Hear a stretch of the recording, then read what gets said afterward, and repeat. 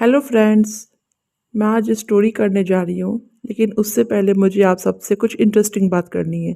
Interesting बात यह है कि 96% व्यूवर्स जो मेरा वीडियोस इंजॉय तो कर रहे हैं।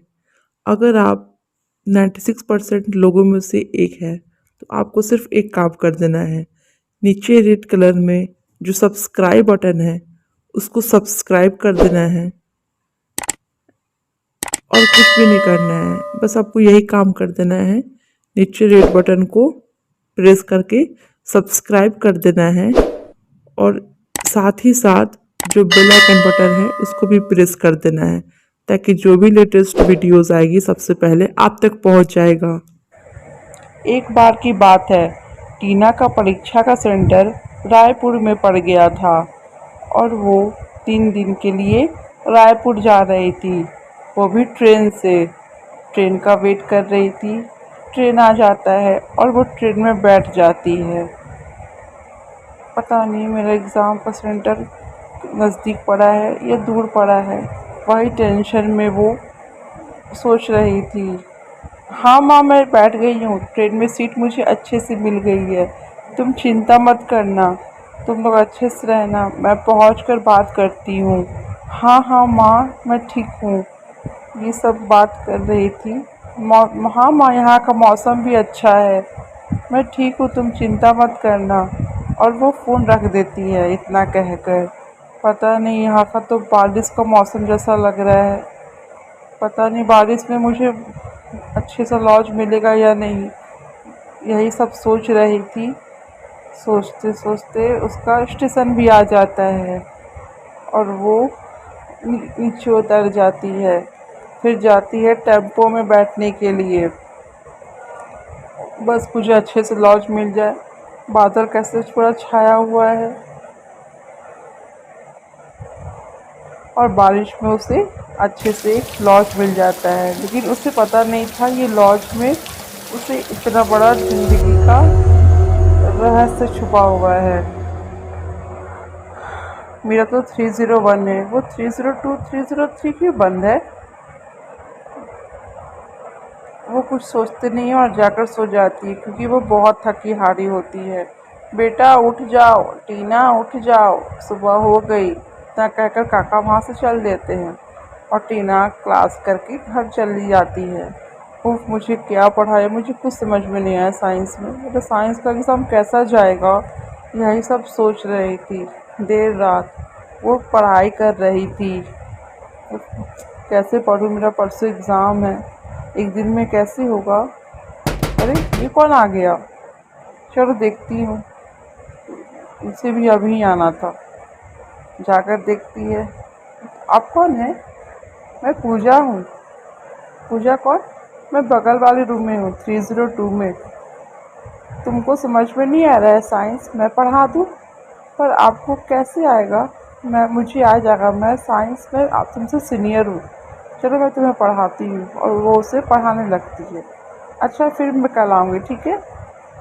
हाँ ठीक है, आप बहुत अच्छा पढ़ाती हैं। हाँ मैं चलती हूँ, ठीक है, मैं फिर कल आऊँगी। वाह! और टीना बहुत ज़्यादा खुश थी। अगली सुबह वो फिर क्लास के लिए चली जाती है। वाह, मेरा आज का टेस्ट कितना अच्छा गया ना, पूजा कितना अच्छा पढ़ाई, मैं फिर इसी से पढ़ूँगी। और वो रात में पूजा का वेट करने लगती है, उससे पढ़ूँगी तो मैं अच्छे मार्क्स से पास हो जाऊँगी। हाँ माँ, मैं ठीक हूँ, तुम टेंशन नहीं लेना, मेरा आज का टेस्ट बहुत अच्छा गया है, कल कल एग्ज़ाम हो जाएगा तो मैं घर तुरंत आ जाऊँगी। ऐसा कहकर वो रूम में चली जाती है।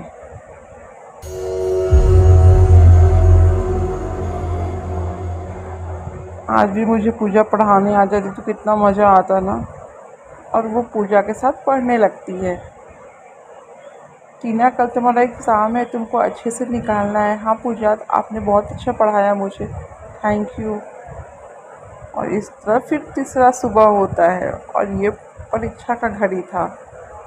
मेरा तो परीक्षा बहुत अच्छा गया है। चलो मैं पूजा जी को थैंक यू बोल देती हूँ। पूजा पर है कहाँ? पूजा, पूजा जी कहाँ हैं आप? पूजा जी, पूजा जी, अरे यहाँ तो कोई नहीं है। और रूम भी कितना बहुत उदास लग रहा है। महक भी अजीब आ रहा है। चलो वहाँ चलती हूँ, वहाँ कैंडल जल रहा है। पूजा जी कहाँ हैं आप? लगता है नहीं है। मुझे लगा पीछे कोई है। अरे मेरा वहम है, पीछे कोई था। ये कौन है? अरे पूजा, वो भूत, पूजा, भूत। ऐसे टीना पता नहीं बेहोश में क्या बड़बड़ा रही थी। अरे बेटा पानी पी लो। नहीं काका मुझे नहीं पीना। मुझे बताइए 302 में पूजा है, वो कहाँ है? और 301 में भी कोई भूत था। कौन पूजा बेटा? चलो मैं दिखाता हूँ। ये रूम तो बहुत दिनों से बंद है। 301 302 कभी खुला ही नहीं है। लेकिन उस रात तो मेरे पास 302 से पूजा आई थी और मुझे पढ़ाया भी। कौन पूजा बेटा? या कोई पूजा नहीं रहती है। ये रूम तो सालों से बंद है। ये सब सुनकर टीना वहाँ से फौरन चली जाती है अपने घर।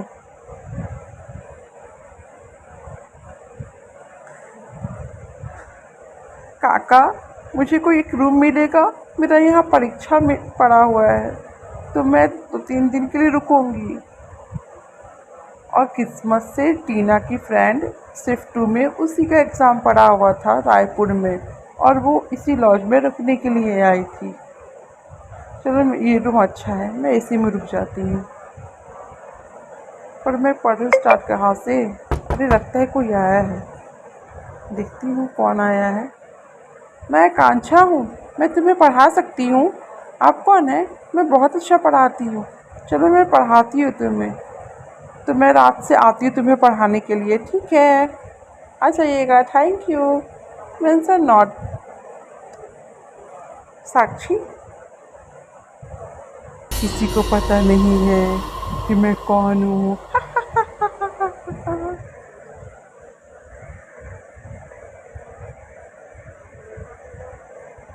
अरे टीना, तुमने मुझे बाहर क्यों बुलाया और कल रात में क्यों बोला कि बाहर कल मॉर्निंग में बात करोगी? मैं बाहर आ गई हूँ, ठीक है? मैं घर आकर तुमसे बात करती हूँ। मैं फटाफट घर आ जाऊँ? ठीक है मैं आती हूँ, मेरा परीक्षा भी ओवर हो गया है, मैं तुरंत निकलती हूँ। और ऐसे वहाँ से साक्षी निकल जाती है बैग लेकर, और वो दोनों आपस में बात करती हैं और सारी बातें बताती हैं रायपुर की। और फिर अच्छे से अपने घर पहुँच के वो लोग बच जाती हैं। अच्छा टीना, तुमने मुझे जल्दी से क्यों बुलाया? वैसे तो मैं आ ही रही थी। साक्षी, तुम्हें पता नहीं है, वहाँ एक लड़की आती है, वो पढ़ाने के नाम से आती है, बट वो वहाँ रहती नहीं है। पता नहीं वो कौन है। मेरे टाइम तो पूजा कह कर आई थी। हाँ हाँ, एक लड़की तो आती है टीना, बट वो अपना नाम आकांक्षा बताई थी। नहीं, ना ही वो पूजा है ना ही आकांक्षा है। वो हमें बुद्धू बनाती है। और वो उसका सुना है हम लोग ने, वहाँ ना आत्मा भटकता है। कहीं वो आत्मा तो नहीं है? हमें ये सब ना बातें न्यूज़ में छपवानी चाहिए। और वो लोग न्यूज़ में छपवाती है, वो न्यूज़ इतना फैल जाता है कि न्यूज़पेपर का जो मैनेजर है वो तुरंत रायपुर आकर उस लॉज में पूजा पाठ करवाता है। इतना पूजा पाठ कराने के बाद भी सुना है कि वहाँ अभी भी भूत प्रेत रहता है और उसका साया उस घर में घूमता रहता है। और जो भी लड़कियाँ आती हैं पढ़ने के लिए, क्योंकि वो लॉज बाहर से इतना आकर्षक है, कोई भी इसमें चली जाती है, इसलिए इससे बच के रहना पड़ेगा।